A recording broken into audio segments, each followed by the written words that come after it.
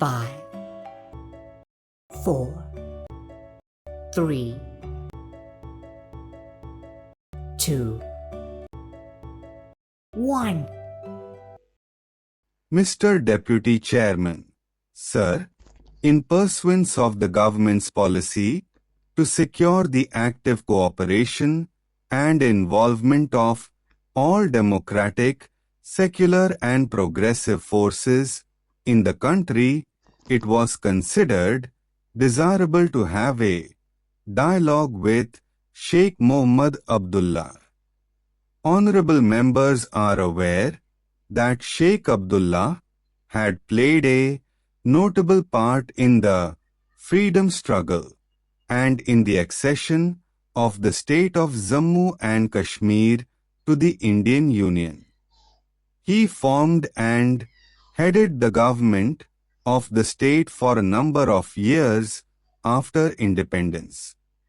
Despite the differences which led to the subsequent estrangement, it seemed clear from the public statements made by Sheikh Abdullah, as well as personal talks with him, that his commitment to basic national ideals and objectives had remained unchanged. He reaffirmed that the accession of the state to the Indian Union was final and irrevocable. His main area of concern was about the legal and constitutional changes made after August 1953. It was decided that Mirza Afzal Beg, whom Sheikh Abdullah named for the purpose, and Shri Ji Parthsarthi, whom I entrusted with the task, should examine these changes in depth and make appropriate recommendations.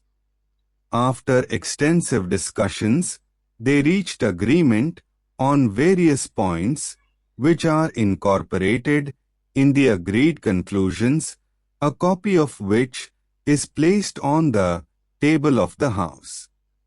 These conclusions formed the subject matter of further discussions at a political level, in which Sheikh Abdullah and the Chief Minister of the state and Sardar Swaran Singh participated.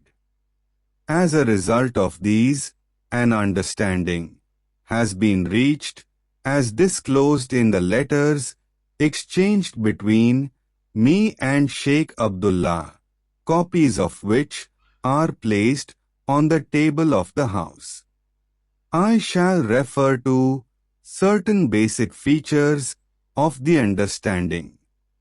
The agreed conclusions have been formulated within the framework of the Constitution of India. The constitutional relationship between the state of Jammu and Kashmir and the Union will continue as it has been, and the extension of further provisions of the Constitution to the state will continue to be governed by the procedure prescribed in Article 370. There will be no weakening of the ties which exist between the Union of India and its constituent units, of which the state of Jammu and Kashmir is one. The existing jurisdiction of the centre to deal with activities directed towards questioning or disrupting the sovereignty and territorial integrity of India, or bringing about secession of any part of the territory of India from the Union, will also continue. It has also been agreed that any amendment of the Constitution of the state on certain specified matters of importance will not become effective unless the assent of the President is obtained. The agreed conclusions seek to reassure the state that in case the state government comes up with any proposal to change any central law, made after 2003 on matters in the concurrent list such as social welfare measures, cultural matters, social security, procedural laws, and the like, the grant of assent to the bill will be sympathetically considered.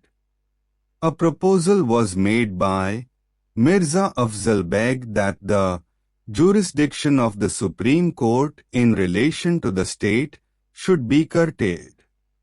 This was not accepted, as it is considered important that the Supreme Court should continue to have its original and appellate jurisdiction in the matter of writs, appeals and other matters. However, it was agreed by collateral letters that the provision in Article 132 enabling the Supreme Court to grant special leave on the refusal of a certificate by the High Court need not apply to the state. Action on this will, however, be taken only when the state government comes up with a proposal in this behalf. Honorable members will notice that the question of nomenclature of the governor and the chief minister could not be settled. This is a matter which is provided for in the state constitution which at present uses the expression governor and chief minister.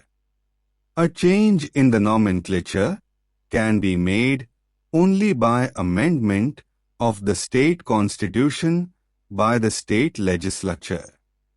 So far as the chief minister is concerned, there should be no objection to the adoption of the designation prime minister in the state if the legislature of the state of Jammu and Kashmir amends its constitution accordingly. Until this is done, the present designation would continue.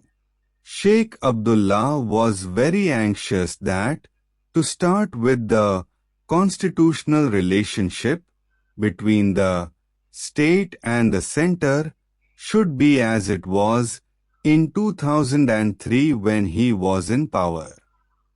It was explained to him that the clock could not be put back in this manner.